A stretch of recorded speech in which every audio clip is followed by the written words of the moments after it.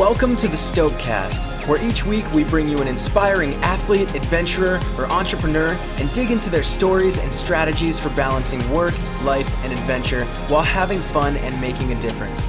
I'm Jonathan Ronzio. And I'm Emily Holland. Thanks for joining us today. Let's get to it.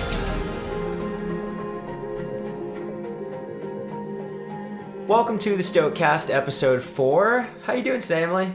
I'm doing so good. I'm so excited to intro our guest today. Why are you excited? Because he's one of my favorite writers. Brendan Leonard, founder of SemiRad.com and just SemiRad all things. And he, when I first was getting into climbing and outdoor adventure stuff, someone sent me an article of his and I was like, this guy gets me. It speaks to you. Yeah, it's like really realistic, funny type of writing. And you kind of get a lot of that in the interview today, too. Yeah, Brendan is great. SemiRad is great. If you don't know it, you should check it out. But likely, if you are in the, consume outdoor industry content, you probably know SemiRad. And yeah, his thing, it's humor, it's adventure, it's essays. That's like the umbrella that he, puts around his content. And he has his drawings on Instagram. And he just always seems to hit such a relevant, timely, realistic message or impact, yeah. right? Like I was going to climb Mount Shasta, and I look at my inbox that morning, and bam, there's the newsletter from SemiRad, and it's about his week prior, like a funny and helpful blog about Shasta. Yeah, and that's happened so many different times with different pursuits. I always look forward to Brendan's posts. Yeah, and if I were you guys too, I would also sign up for his newsletters because honestly, those things make my week better. They really do. One of the things he talked about that I really love is the concept of balance. And I'll let you guys listen to what he actually says about it. But it was kind of an interesting take on it. And so in our intro here, and part of what we talk about on the Stokecast is how to balance adventure, life, work, all the things and we ask him that question, and Brendan basically he has a different response. His take on it is different. Well, balance is bullshit. Let's hear from Brendan. Enjoy.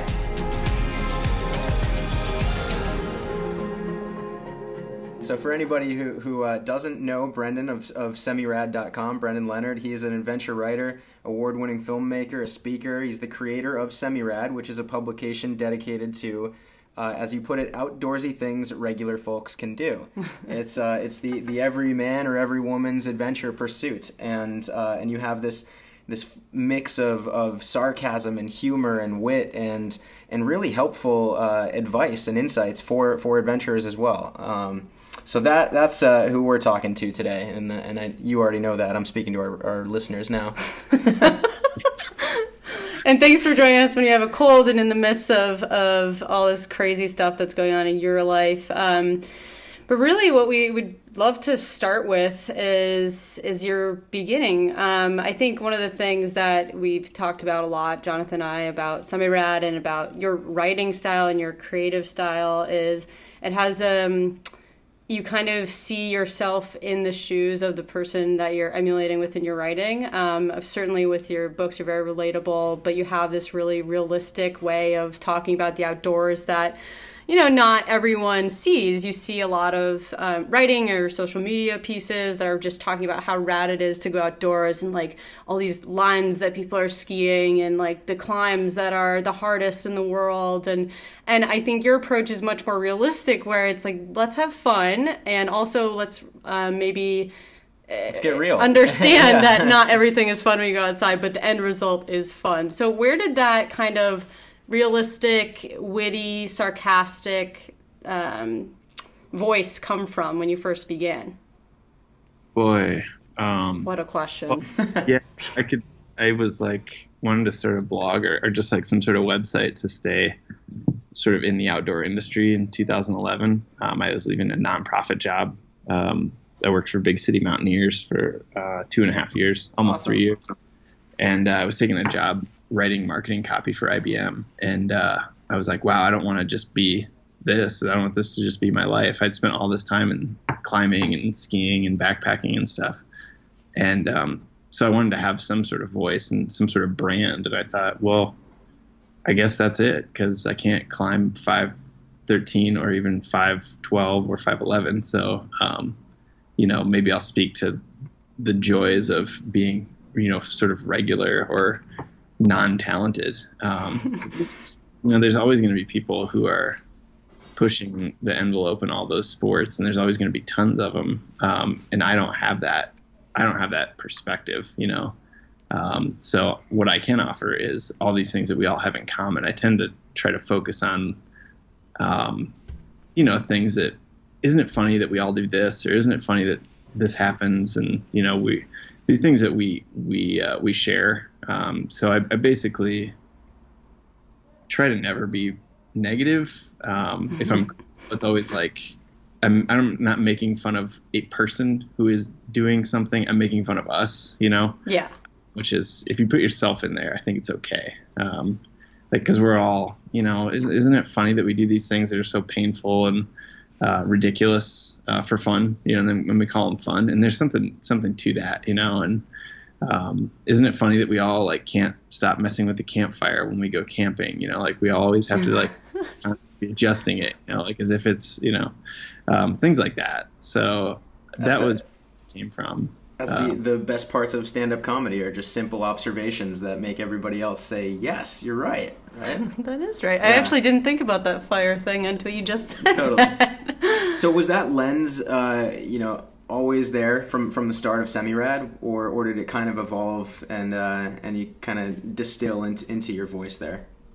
Yeah, I think so. I think early on I did a few gear reviews and stuff like that, just because I was stoked to get free gear from people to review, and it was pretty clear that wasn't really going to be a major source of traffic for me. And I also really suck at writing about gear. I mean, there's friends of mine who are really good at it and love to just tear things apart and here's what works, here's what doesn't, and all the minutia of, new ski technology or whatever. And I'm just I don't really care. Will these work? Okay, great. I just want to go have fun. So I realized I was really bad at it. So the voice was the one thing I could come up with. So I've never done interviews. I've never written anything anybody sent me a press release about. It's mostly been how can you be that fun thing or thoughtful thing in somebody's email inbox on Thursday, and not everything you write. I've written one blog a week since February 2011, every Thursday, never missed it. So it's you're not going to hit a home run every time, but if you do something that's your best that week, hopefully it'll resonate with some people. And I never wanted to be this person who starts arguments on the internet or gives you one more negative thing to look at in this constant stream of negative shit that we all see on social media. It's you open up Twitter and Facebook and you generally just God, I just feel so bad right now. What happened? It's physically. Yeah. Yeah. It's arguments. So hopefully it's a source of joy or, making people step back and go, I want to do more this year, or I want to do this thing differently or whatever. Not so they think they read it and they get angry at me or angry at themselves. And because they're angry at themselves, they take it out on me or whatever. I had very few negative comments ever, but I shut them off a couple of years ago. I was I don't really need to be doing this. This isn't a mess. It's it's a one-way stream. If you got something to say, you can email it to me. That's cool. Now, do you have comments shut off on videos or across the board?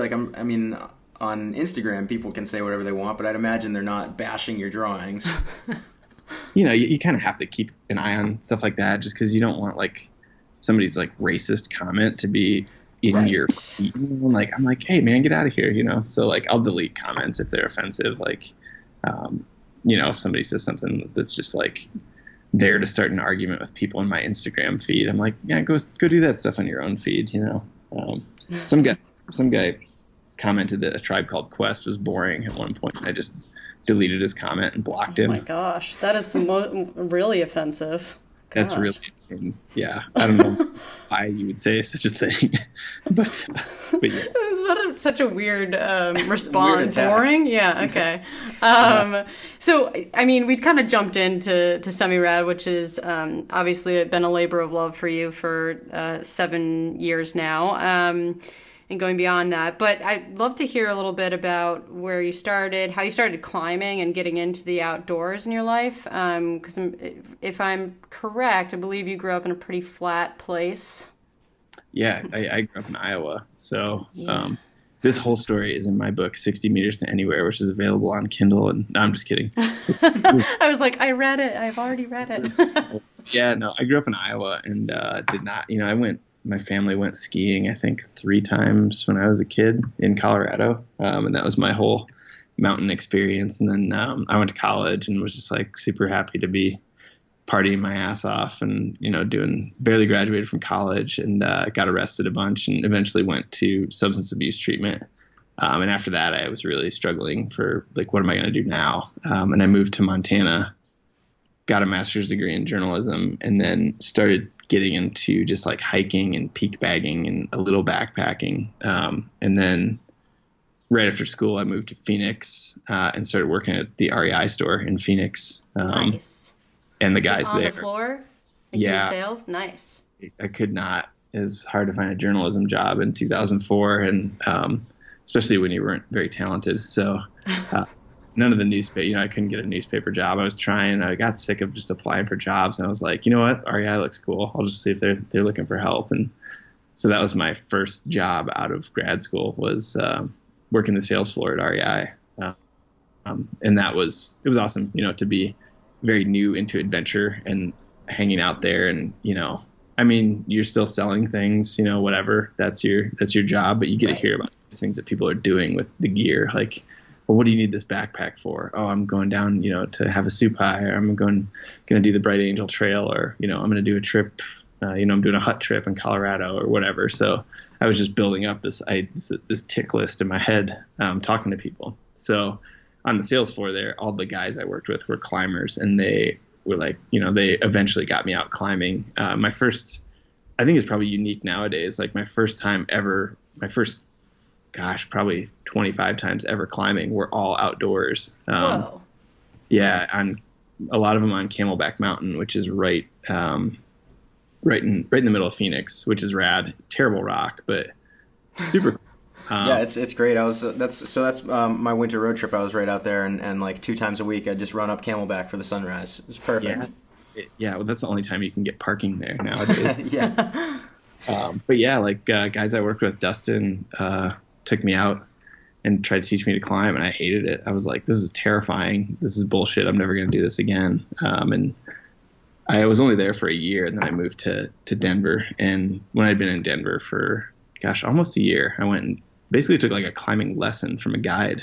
And actually what he said made sense that time. And I finally got sort of hooked on it. And that was it 2006? Yeah. And that was pretty much all I did for the better part of like 7-8 years, in the outdoors. I was obsessed with that. So yeah. That's awesome. And so from doing it 25 times with the guys on Camelback and then going to Denver, like what prompted you to think, actually I want to try that one more time and just see if someone saying it to me differently works? Like what made you go after it again? I think I still had this image of like, what, if you learn how to do this, you can do a lot more stuff, because if you can't climb rock, you're going to run up against a lot of obstacles of mountains you want to climb or things like that. You're like, that's all off that's stuff you can't do. But if you learn how to climb rock and are proficient, even at a pretty low level, there's a lot of objectives that open up that are really cool. So it kind of opens up more terrain. And, I think, truthfully, I think I bought like a rack of quick draws, a harness and shoes and, like all this, like, it wasn't that much money. An investment. Yeah. Yeah. And I was like, am I really going to not use this stuff? So I did. Yeah. And it was cool. It was a great period of life for sure. So you got to Denver. Is that when you started working with Big City Mountaineers? No, I actually worked at a newspaper for the first 3 years I was here. Really small, like weekly newspaper that was put out by the Rocky Mountain News, which closed its doors in 2009-ish, 2008. Oh, wow. Yeah. So I was working there, and it was like, it was a fine situation. I was fine. I was like using my degree, my journalism degree, which was great, but it wasn't really that fulfilling for me. And I was every weekend I was going out climbing or snowboarding or going backpacking, and I'd come back into the office on Monday, and nobody I worked with did anything in the outdoors. There was a couple people who skied, but everybody else was just kind of city dwelling folks. Which there's a lot to do in Denver besides climbing and skiing, so I can't blame them. But I would come back and they'd be like, "What'd you do this weekend?" I'd be like, I don't know, not much. Like I didn't really. It's a lot of exercise. Yeah, things you probably wouldn't understand, or you look at me like I'm crazy. So I was psyched. I was like 2008. My buddy sent me a Craigslist ad for Big City Mountaineers, and I was, way overqualified for the job, and it paid like $12 an hour. I was actually taking a pay cut from a journalism job, which was pretty impressive. Wow. And I was like, this looks great. I'm going to do this. And I walked in and interviewed with these two people who were climbers and had trad racks that they're, that they owned, and like knew how to use an ice axe and stuff. And I was like, this is going to be awesome. And found your people. Yeah, found my people, and we were working out of a little a house in Denver's uptown neighborhood, and taking inner city kids backpacking, and blowing their minds, like what could be better, So it was perfect time for that.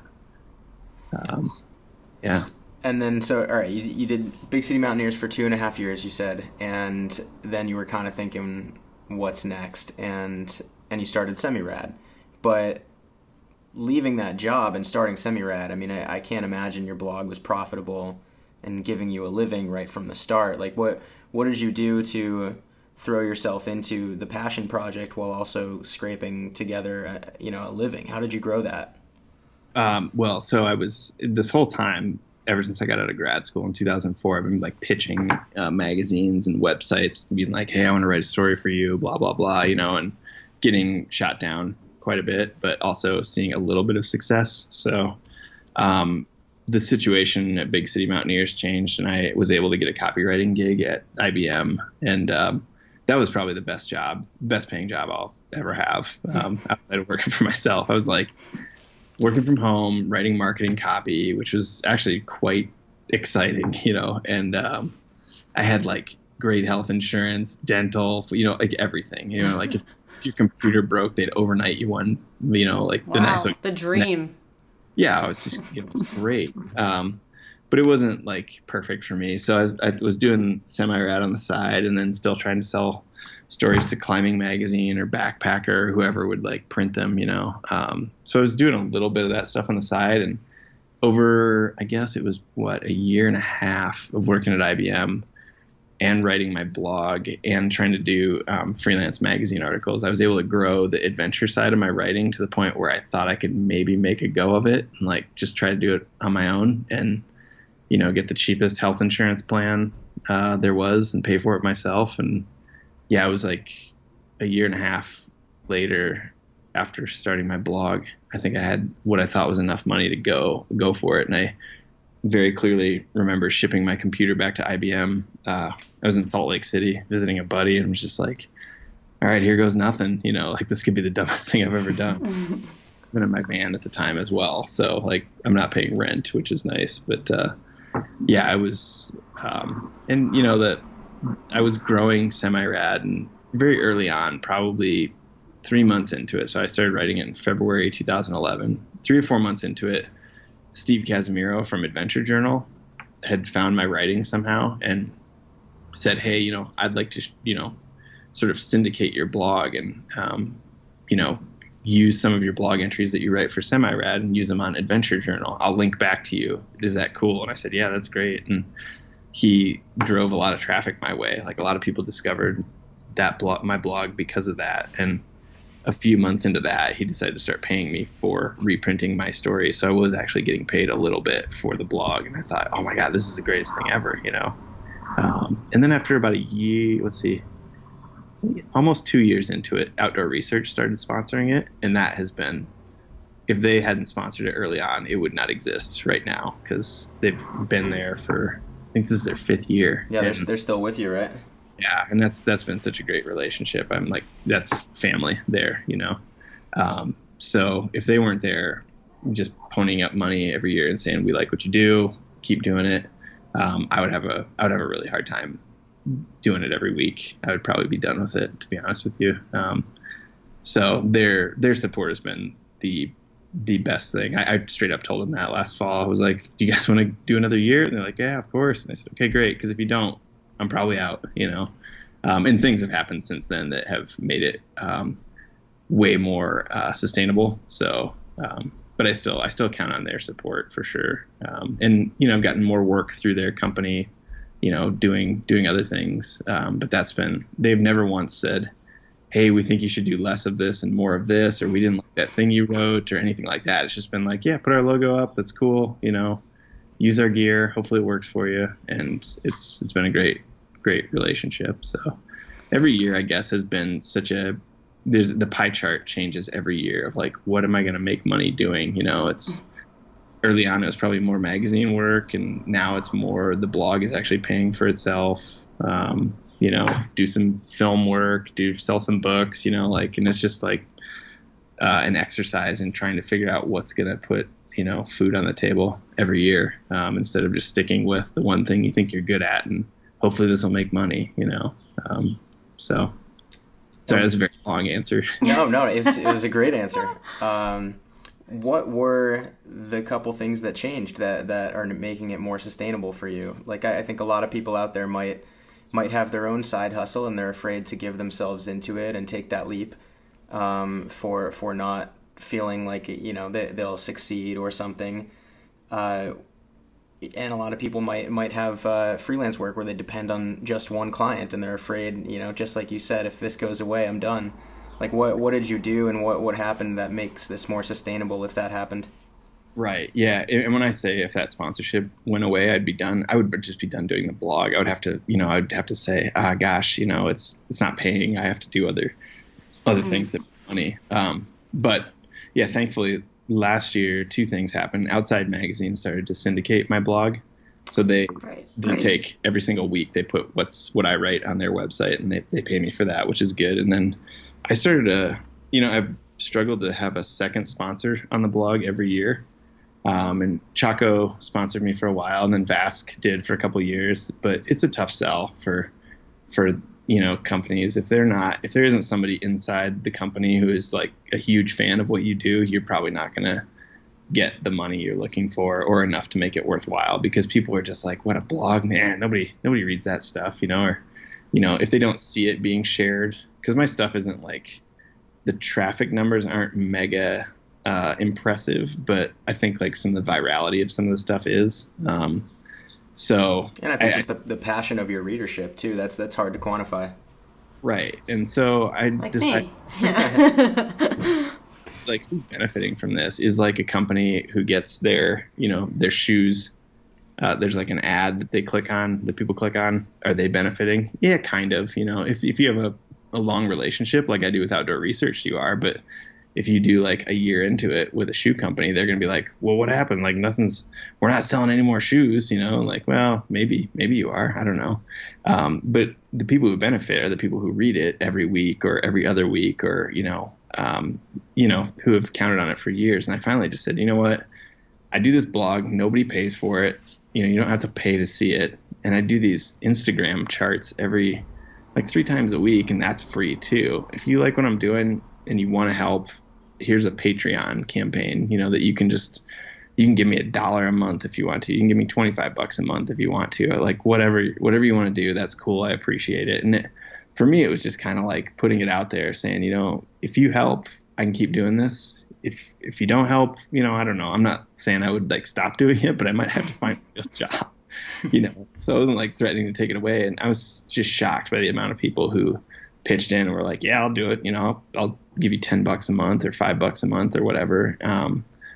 And that's really energized me. I'm like, wow, I can't let these people down every week. This is so amazing that they're basically subscribing to what I do, for lack of a better word, Yeah, so for anybody listening who doesn't know what Patreon is, do you want to kind of give them just a brief overview of how that works, what you offer the people who back you?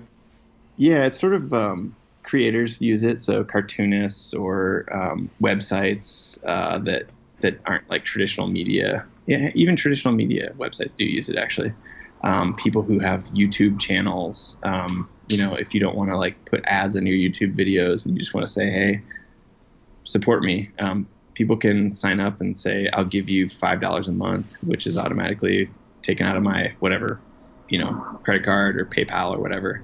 And you can support creators whose work you like. And I support a number of creators through Patreon. And a friend of mine who has a climbing podcast, I asked him how it worked for him. And he said, oh, it's great. You should totally do it. And I tried it out last October.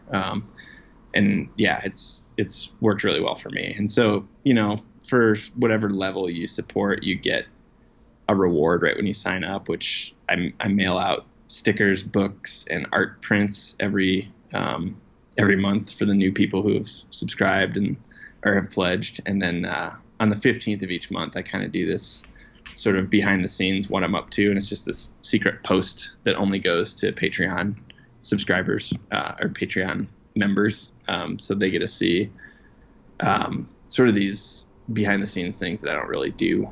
I'm working on a book project with my friend. Here's what we were up to. Oh, I was at Mountain Film, or I climbed this peak, or we did this thing, or whatever. Content that you don't get, and it's the kind of stuff I'm always just like, I don't think people are interested in this. Like, I'm not going to write this on my blog. And I've gotten good feedback from a few people on Patreon who support me on Patreon, including Brody Levin, who's a friend of mine. He goes, oh, I just love these things. And I'm like, really? Like, you care? All right, man. Keep doing them. So it's and lots of different people who use Patreon do different things. If you have a podcast and people are supporting your podcast on Patreon, I know people do just secret episodes just for their Patreon supporters. So only people who support them get to hear, this extra interview or whatever that they did, or just a roundup of things they've been up to or whatever. So it's super cool. Like patronage of the arts is just like completely changed in the last, I guess, probably 20 years, and we've gone from like, oh, can newspapers survive on the internet, to like, oh, newspapers will just run ads on the internet. Now we're seeing like a lot of paywalls go up, like you have to pay to see the New York Times, or the Washington Post, or the Guardian, right. Or maybe not the Guardian actually. But, so we're in a point where we're like subscribing to all these different channels rather than having free content everywhere. And I don't think what I do is strong enough that I could be like, nope, you got to pay $10 a month or you can't see this. But it's nice to be able to say to people, hey, if you want to support this, here's how you can help. And that's been a extreme vote of confidence for me to keep doing it. Yeah, absolutely. And I think that kind of ties into something else I wanted to ask you about. So I saw this clip of you talking about the joy of making it small. Could you actually just talk about what you mean by making it small? Just thinking about all these people who are kind of like supporting you on an individual level and seem to really like what you're doing. It just made me think of that clip, and I'd love to hear about what that means to you and why it gets you stoked. Yeah, it was I did that talk for this thing called Ignite Boulder, which is a really cool speakers event in Boulder, Colorado. And you have 5 minutes, and you have 20 slides that auto advance, and you have to kind of nail your delivery. No pressure, love it. I didn't blow it. I was like going through my slides on my phone like for weeks in advance, to try to make sure I got it. But essentially, it was like this idea that when you start out doing this sort of stuff, or maybe when you're young, or when you're new as a creative or a writer or a photographer or whatever, you're like, oh, I'm going to be the next Jimmy Chin, or I'm going to have a best-selling book, or I'm going to be this like sort of massive success. And that kind of changed for me over the years, where it was like, okay, maybe you're not going to be, like I always think, oh, the big break could be around the corner. Who knows, but it's been really cool to just be able to get up every day and say, oh, I'm going to make this thing, that I want to do, and I hope will resonate with people. And I've gotten to interact with so many interesting people, just, whether it's at like a book signing, or I used to have my website name on my van, and people would, come up to me at trailheads or whatever, and we'd talk, and I'd get to find out what they were up to. And you get to meet all these people, and people send you emails, and people will message you on Instagram or whatever, and you get to learn about their lives, and you get to connect with people, and that's the true joy. The true joy is actually getting to do what you want to do and not having a job. There it is. Yes. There's the real honest.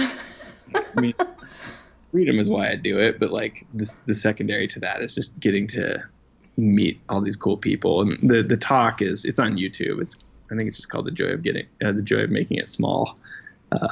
And this guy, this was not even that long into my blog, but I'd put out this self-published book about road trips, and I talk about in the slideshow, I'm like, every month I get these like checks from self-publishing a book, and they're direct deposit slips that you get in your email, and sometimes they're like, you've received 97 cents from Amazon Italy, and you're like, wow, okay, yeah, I'm just crushing it, and this is success. But then this guy, I was driving around Garden of the Gods in Colorado Springs, actually shooting photos for a climbing guidebook that I was working on, which, side note, sells, we get, my buddy and I co-authored it, and we each get literally $110 in royalties a year. It's ridiculously bad selling.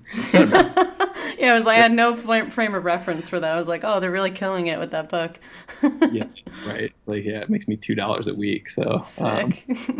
And we thought it'd be, we were under the impression it'd be more successful than that from the publisher, but it turned out not to be. Anyway, I'm shooting photos for this climbing guidebook, and this guy is just flashing his lights at me, tailgating me in the scenic loop, and I pull over because I'm like, gosh, is my car on fire or something? Get out, and he goes, are you Brendan? I go, yeah. And he goes, hey man, my name's Willie Bailey. I'm a firefighter from Tennessee. I just read your book a couple weeks ago about road trips, and I'm so excited. I'm on a road trip right now. Oh my God, that's so amazing. Yeah, and it was so cool. We took a photo together, and now Willie Bailey and I are friends. We chat back and forth on the internet whenever I see him around, or whatever. He'll ask me for, hey, where would you go if you had 2 weeks and you could do this or whatever. And we got to have this cool moment because, I made a thing and just put it out there. And, it didn't I didn't get rich, but I got to meet Willie, and I got to meet a lot of people because of that book, and people still bring it to book signings for other books. And I'm like, oh, this old thing, cool. And, they're into it or whatever. And it didn't, it sold, I don't know, a few thousand copies and whatever, which is not I don't know what it's like to have a New York Times bestseller, but I can still definitely go get groceries by myself and not get mobbed by people, Yeah. Which you think you want that when you're a kid. You're like, oh, it must be cool to be famous. And I just was thinking about it. I'm like, Brad Pitt in my talk, he runs out of, I don't know, he needs to go get olive oil at 7:30 p.m. when he's like, oh man, I'm screwed. I can't go get olive oil. It's cool. I can go sit at a coffee shop and read the paper, read a magazine, and nobody's going to come up and, you're reaching enough people where you feel like your work is getting out there and it's validated, and you're hopefully making people's lives a little bit better in whatever way it is. But you're also not you haven't reached a level of success where you can't leave the house, Right. Somewhere between obscurity and Brad Pitt is a good place to aspire to be.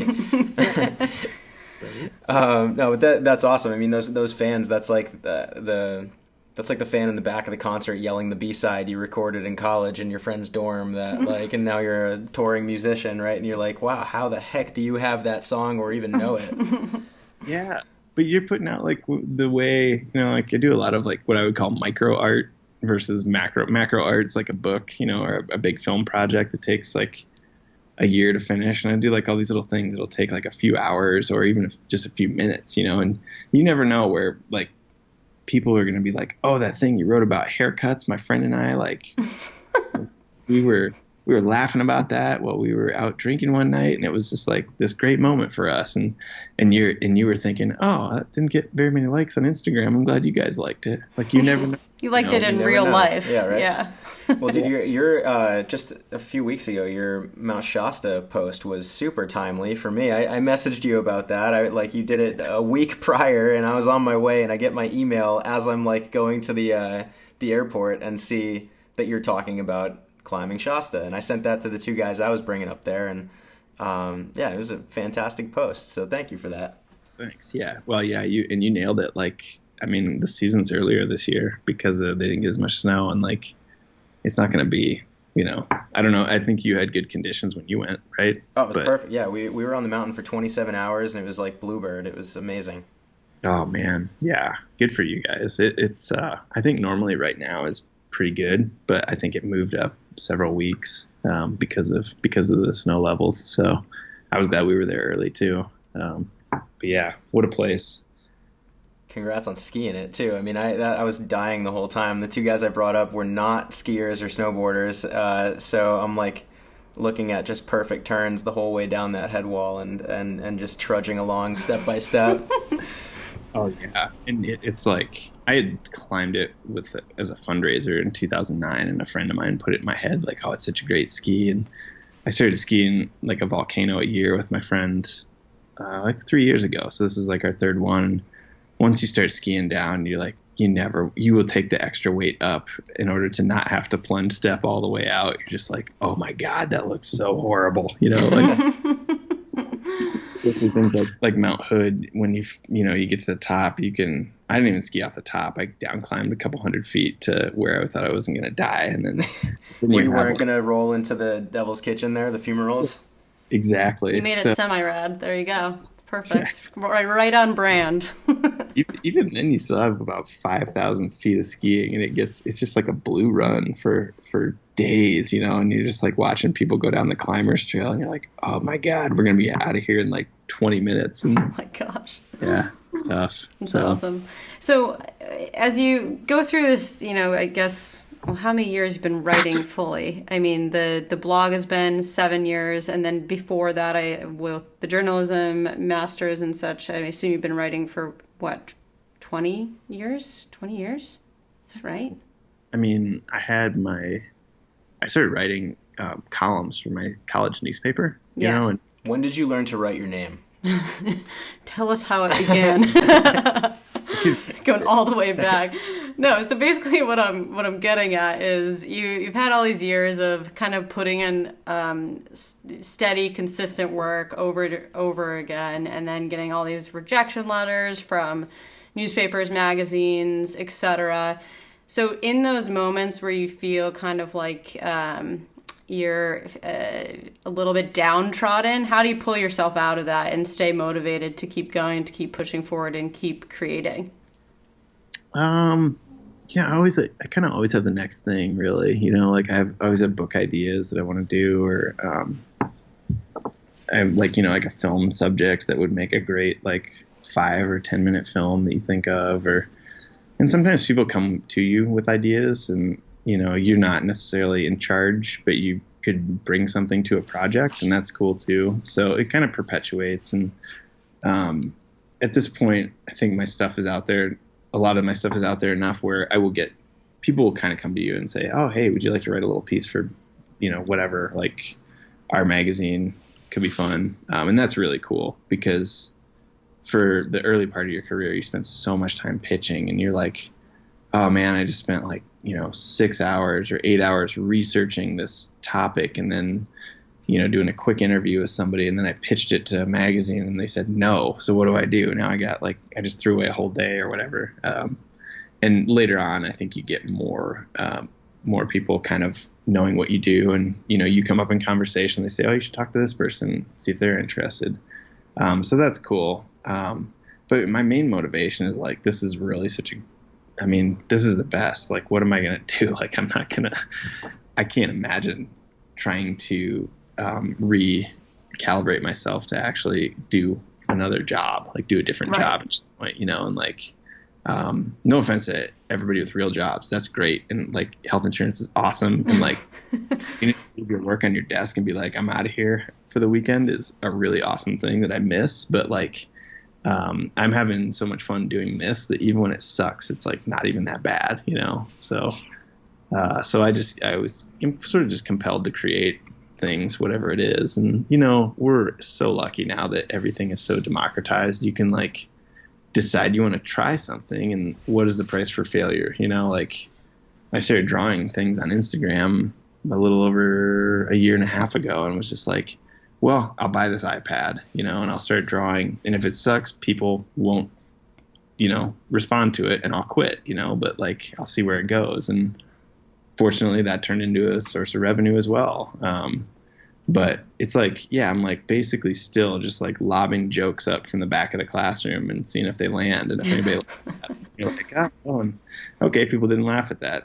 And next, try the next one. And it's a way of getting paid for it, I guess. So, and it's a great nexus for me where I can give things away for free and see if there's like sort of a quote unquote market for it, like drawing things for Instagram. I can, I'm not getting paid for it, but I get paying clients, who want custom illustrations. And that's a source of income as well.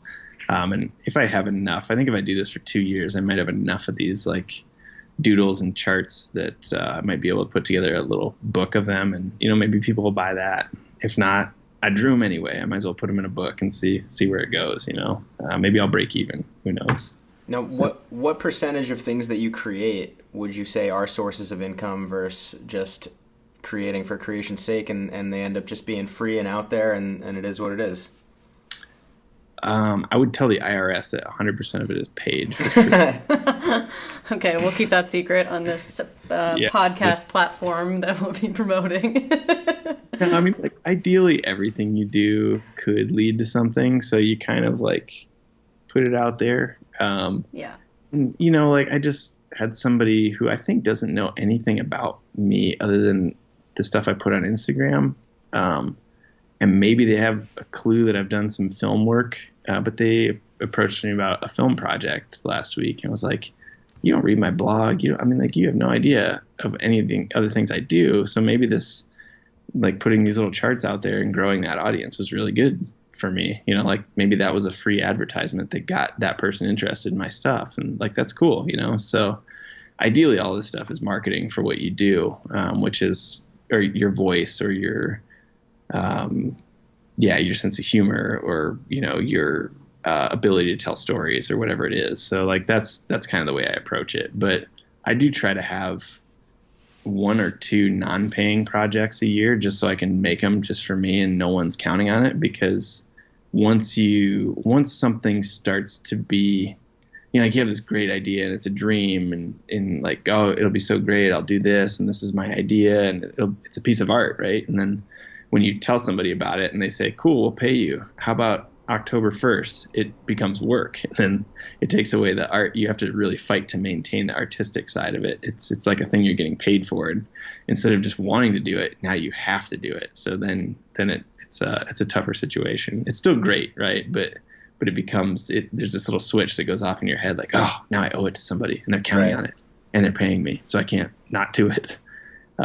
But I've done a number of projects over the past few years that have been passion projects, and then they've turned into sometimes paychecks. Sometimes it's just like a cool thing we did.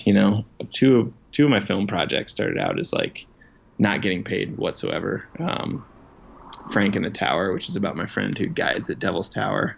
That was just my friend Forrest and I convinced him to go to Devil's Tower and hang out with this guy for a week, and we just shot everything, and we're like, hopefully somebody will make this into a film. And our friend Fitz said, yeah, this looks great, let's do it. And everybody did it with no paycheck until it showed at a film festival, and then we were able to sell it to REI, and they paid for it. I think we made okay money. I don't think anybody would say they got paid enough, but that's an incredible story too. I love that guy is eccentric and just incredible.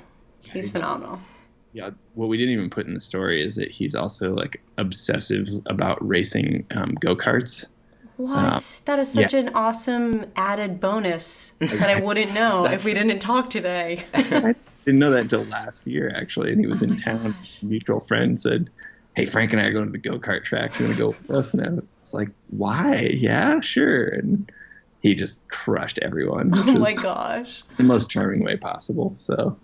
yeah, so if anyone has not seen that's listening, it's Frank in the Tower, right? They can just search it. Yeah, so it's on It sounds like you need to make a DVD extended director's cut. Yeah. With go-kart racing. Yeah, he's, it's like, it's just one of those things where the basic premise of most of my film work is the storyline of you should meet my cool friend, and it's like just these people you meet that if you can capture them on film and deliver it in like 6 to 12 minutes, it's this way of all these people getting to sort of meet this person you met at one point and you think are just this fantastic person. And Frank was probably the template for that. He's just such a legend, and yeah, it's an easy story it's an easy first film project because if you just turn the camera on, he will act like that whether or not there is a camera present. So basically if you turn a camera on, you can make a film about him. So love that. So regarding all the different things that you do, I mean, the blog has stayed consistent every Thursday for 7 years, and then you have the drawings of the last, a year and a half, 2 years. You have the films, the books. Like, what? Let's get real about like what is the balance of your life like? You're out there also biking and climbing and being an adventurer and an outdoorsman as well. So like what is your weekly balance like as far as what you create and what you do? I think my girlfriend would tell you that there is no balance. Terrible self-care, but trying to get a little better. It's like I just default to making stuff or working. So when I should be relaxing, I don't spend a lot of time. I don't watch a lot of Netflix. I don't do a lot of relaxing at all. So, my friends will invite me to like, a friend last week said, "Hey, we're going to go to this hot springs after mountain film. Do you want to meet us there?" And I go, "Nah." And he goes, "Oh, you don't like," what did he say? "Oh, you don't like hot springs?" I go, "No, I don't like relaxing." Sorry. Same thing. You can't sit still. The time spent in the springs is time not creating, right?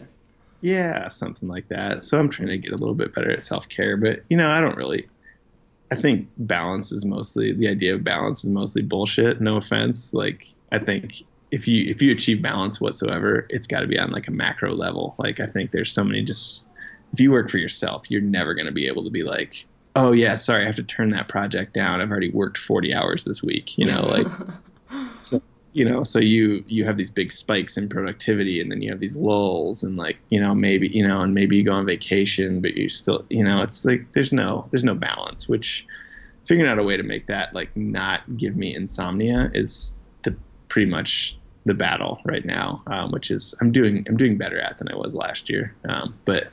Yeah, I don't think there is such a thing as balance if you really want to do stuff in life. But maybe that's a really unhealthy attitude. I don't know. It's a attitude that I identify with 100%, and I'm sure a lot of people do. So you said your girlfriend would answer that for you. Now, how, even though there's no such thing as balance, how do you balance a relationship with all the other pursuits and the work and the adventures and all that? She's a freelance writer, editor, and filmmaker too. So so if I'm gone for 2 weeks, when I'm back for 2 weeks, we're together almost 24 hours a day, which is awesome. But she's really, we work really closely on a lot of things, and it's these sort of uncredited things that you don't put somebody's name in the film credits, but you ran everything by them. Or, she reads my blog every single week and doesn't necessarily like give it a hard edit, but is like, will say, that's okay. Or, yeah, I think it's good. She's done laughing at anything that I write. It's funny. It's over. So I'm like, yeah, but other people might think this is funny. And she's like, yeah, maybe, I don't know. Maybe I'm just used to your sense of humor. Like, but yeah, I don't know. I think we're both I think there's a good, not to use the word balance, but I think trying to be good people to each other. So that is, that's always on my mind. Yeah, I feel like quote unquote balance is like, am I doing all the things that are fulfilling me and making myself happy, but also not to the detriment or sacrifice of my personal relationships that I care deeply about? Did I just define it so perfectly I think we're done with the show now. We're done. Yeah, so thanks. Good talking to you, man. Thanks, guys. This has been Yeah, thanks. No, that was actually really solid.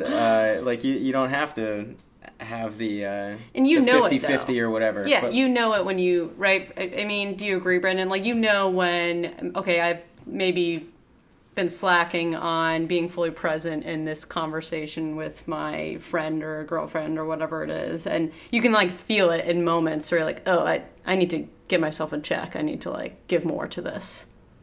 Oh yeah. Well, Yeah. I mean, like, I'm never not present during a conversation, but like, I need to be more present, like enjoying life when I'm out for like a run or a walk, Right. where it's like, We're like wow, thinking about, yeah. which is where Hillary comes in, because she's very good at being present and I totally suck at it. I'm like, okay, now the next thing. Okay, now on to the next thing, and it's like, no, let's sit here with this and, realize this is good. So there's that. But yeah, we have all these distractions nowadays, but like being busy doesn't mean you're actually getting anything done. And, I can't be that person who's like on their phone texting while they're trying to talk to, Yeah. like nobody wants to go out to dinner with that person. That's bullshit. So Yeah. And actually, I think it was one of your pieces that you wrote about, it's kind of satirical, about actually sitting down, having a cup of coffee and just talking to a friend on a Saturday morning. And I saw that as I read it on my phone as I was sitting down for a cup of coffee with my boyfriend. I was like, all right, timely again, Brendan. Guess I'll just put this down. it's away now. Yeah. It's really hard nowadays to be like totally, every once in a while you're like, oh gosh, yeah, there was this thing on, Instagram that I forgot to send you. Let me show you while we're sitting here. And Right. You're like, oh, don't do it. And then you pull your phone out and you're like, okay, put it back, put it away. But yeah, it's tough. But yeah, I mean, you can't just have this fragmented life where you're constantly having this like external brain that's like sitting on the table and like interfering with everything else you do. But yeah, I think we're going to look back at this period and laugh about like, remember when we carried phones around all the time and everybody was just like staring down at their phone all the time and it wasn't in your brain, like yeah, when the microchip wasn't implanted. I think it was this weird intermediate spot where like this is going to be a funny era where remember phones, like remember Dayglow fanny packs, I don't know. I could be wrong.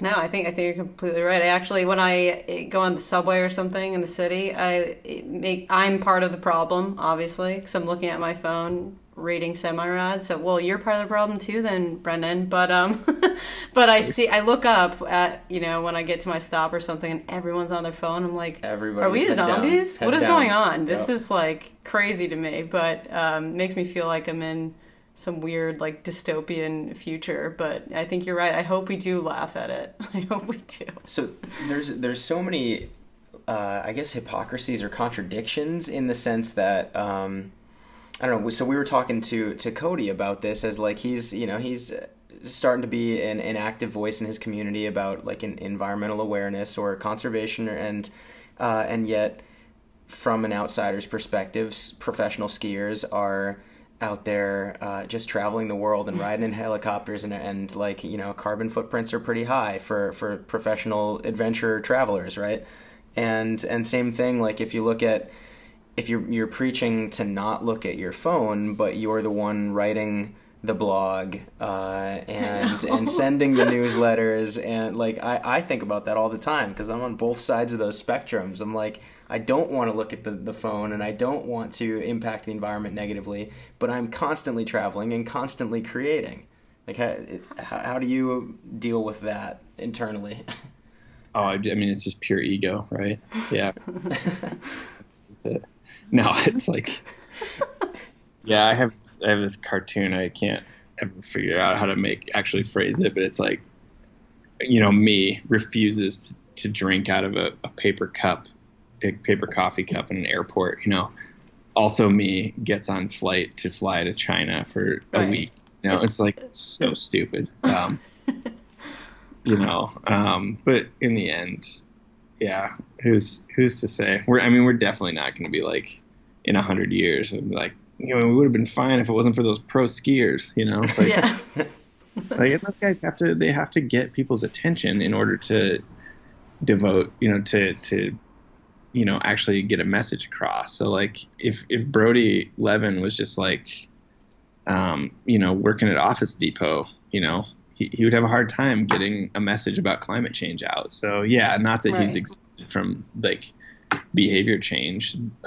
Like, should he be flying all over the world? I don't know. That's for him to decide. But the guy also has never eaten an animal in his life, so there's that. Yep.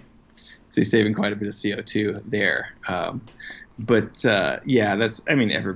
we're all contradictions. A friend of mine used to say, if you really want to be an environmentalist, you should just put a gun in your mouth, preferably before you have kids. And I'm like, yeah, all right, buddy. And a lot of people say that too. It's like the best thing you can do for the environment is die, and that'll help. Die and not reproduce. So nice positive view that we have there. Yep. And another good place to end the conversation. Good talking to you, man. Yeah. No, we just completely cut it off. No, but I see what you're saying, and there's no way you can completely reduce and be great to the environment while still being an advocate, but also like going and doing the things we want to do in the mountains and climbing and running and all that good stuff. It's a hard cross to bear, if you will. Right. And, I don't actually think travel is that fun anymore. I'm kind of like sick of being Planes are terrible. Like, yeah, it's like, what are we doing? Like, this isn't glamorous like it was in the 70s, But, of course, you want to see places, and I don't know. It changes for everybody. And if I had a job where I only had 3 weeks of vacation a year, I would probably be pining to go a lot of places. But I've been really lucky and able to travel a lot. But, yeah. And as far as the content creation thing goes, Jonathan, like you said, you're like, well, at least I'm putting something I think is positive out there. There's a lot of stuff you could make that would be really bad, that would be negatively impact people's lives. And I guess you just believe that what you do is important enough for people to take. I mean, I spend however many hours writing a blog post that takes people about 3.5 minutes to read on a long day, like I'm not stealing that much attention. It's kind of like, read this instead of that other crap you were going to read, like. Yeah, I like it. So kind of transitioning for a second, I want to ask really briefly about why you decided to start doing ultra trail marathons and why you like to suffer. It's a hard left turn. I think I interviewed Kelly Cordes, the alpinist and writer, in 2010. He's just one of my favorite writers, thinkers, human beings of all time, just an incredible individual. And the interview was about the idea of being hardcore. And, he was like one of the most hardcore people I could think of, because he'd done all these climbs in the middle of nowhere in Pakistan, run out of water for 36 hours and dropped half the rack and had to chop their ropes and blah, blah, blah, to the point where, he's like hallucinating, on multiple occasions. And, I said, oh, you're pretty hardcore. And he was like, no, come on, who's really hardcore?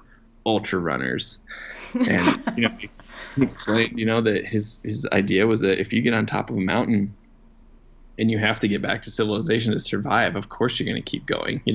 There's, you don't even need to be motivated. But what about when you get to like mile 50 or 60 in an ultra marathon, you're having a horrible time, and there's this aid station there where they have a bonfire and like it's warm and dry and you can just stop, and you can get a beer and a bag of chips and say, I'm done with this race, and he's like, to keep going there, that's hardcore. That stuck with me. And I had always been curious what it was like to run 100 miles or 50 miles and thought, could I be one of those people? And I had never done an ultra or trained for one, but I'd done, pretty long days in the mountains, like just like rim to rim in the Grand Canyon it's a good 20, 23, 24 miles with like 4,500 feet of elevation gain. That's almost a marathon. And then like climb the Grand Teton in a day, which is I think like 14 or 16 miles and 7,000 feet of elevation gain. It's pretty huge day. It's a good effort. Yeah. If you get through that, in a day, why not try one of these races? Like, that's probably pretty possible. So I just started September 2015, I think.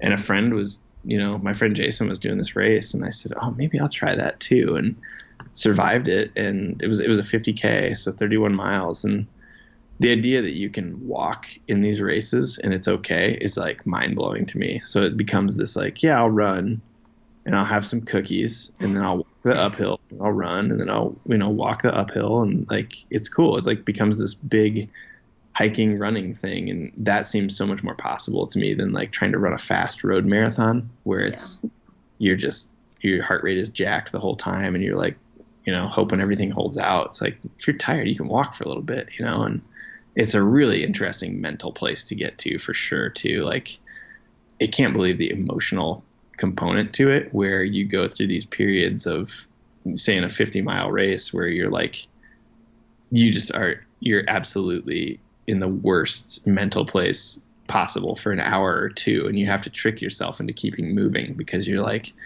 you're down on everything. You're like, this is stupid. Why am I doing this? Why did I ever think this would be fun? I'm over it.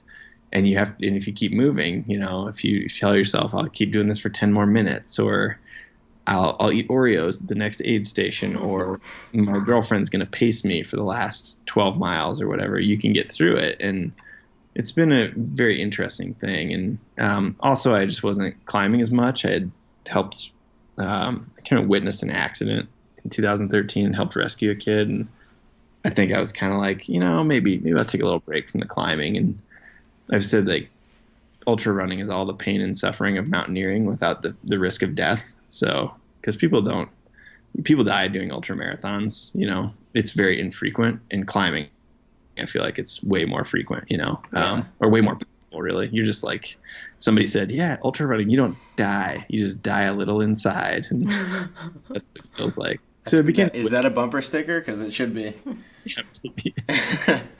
Yeah, but it's like this way of being able to push yourself without actually, you're not like, oh, if I forget to tie a knot in the end of my rope, I can rappel off the end of it and die. It's like, the worst thing that's going to happen most of the time is you're going to be like, wow, I haven't peed in 4 hours, and I'm going to stop because I'm, wicked dehydrated, or I have this overuse injury that keeps getting worse and worse and worse. But since I am at the point I can't walk anymore, I'll stop at this next aid station and just get a ride back and call it a day. You're not going to be stuck out on top of a peak because you rolled your ankle and, snapped your tibia or whatever. And you're not going to die, hopefully.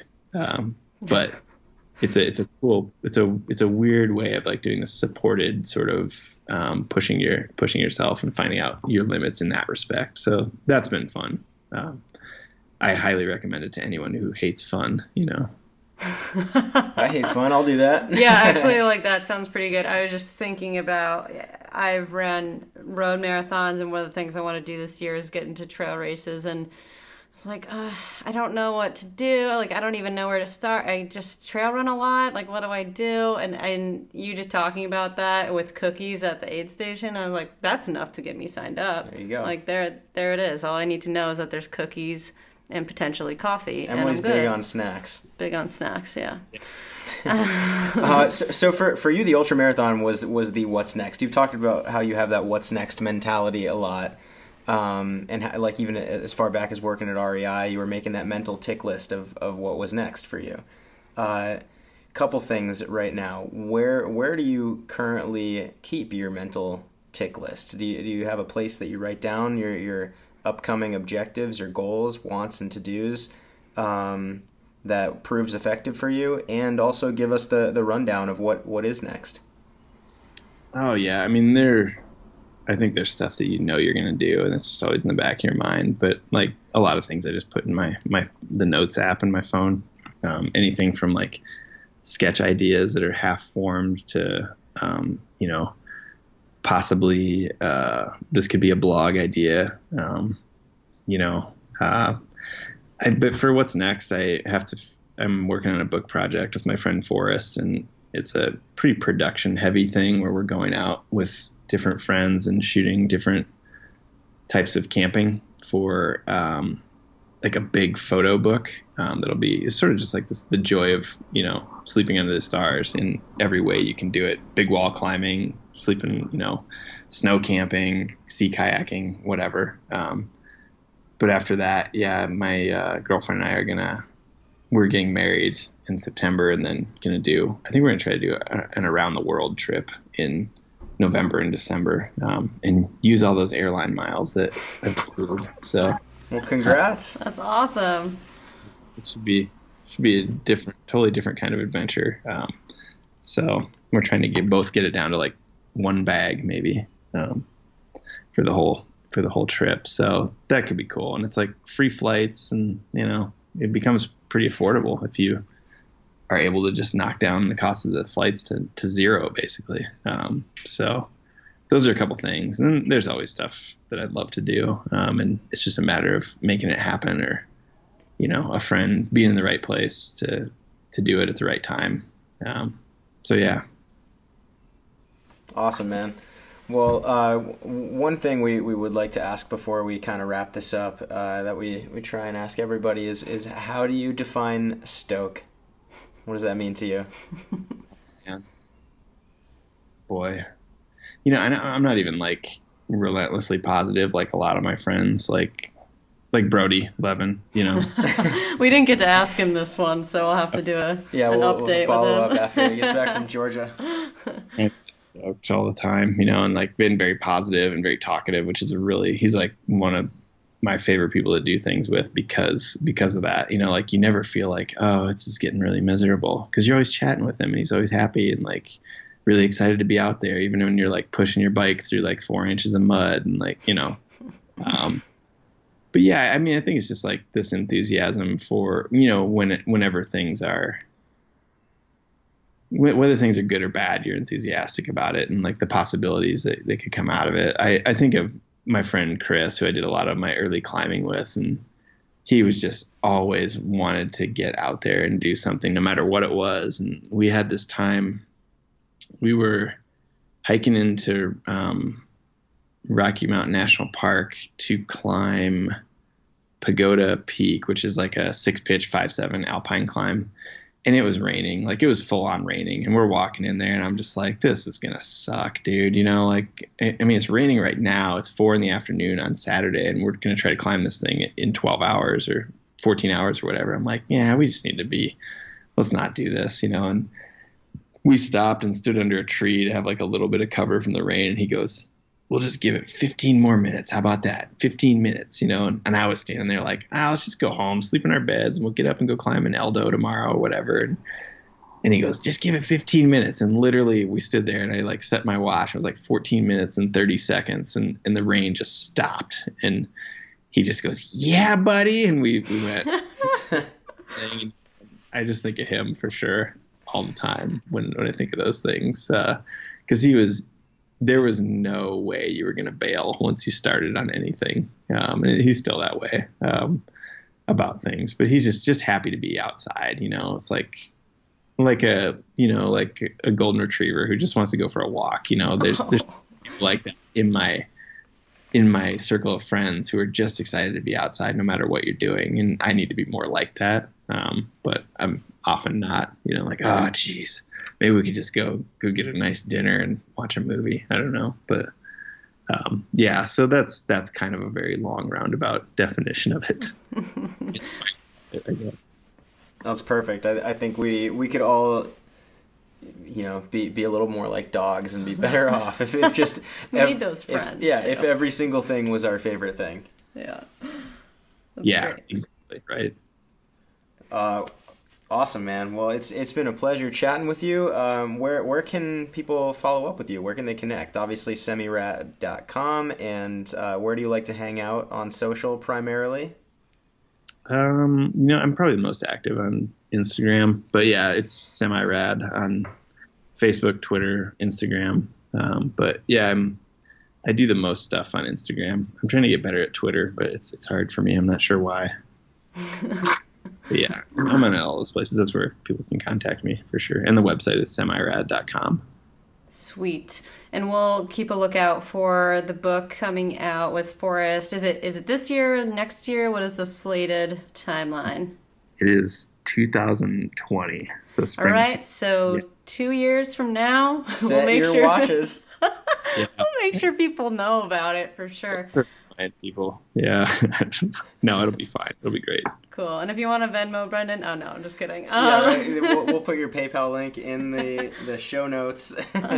No, thanks so much, Brendan. It's been awesome chatting with you. And we wish you well in the move and the wedding and everything coming up for you. It's awesome. Yeah, thanks so much for having me, you guys. It's been a pleasure to talk to you, man. Awesome. Take care. You too. Thanks so much for tuning in today for our conversation with Brendan. It was awesome. We had such a good time chatting with him. We really appreciate you taking the time to spend with us, and I hope that you come back next week for the Stokecast. Be sure to subscribe so you don't miss an episode. We love having you here. We love these conversations. Stay stoked. Thanks so much for tuning in. I'm Emily Holland. And I'm Jonathan Ronzio. We'll catch you next week with another episode of the Stokecast.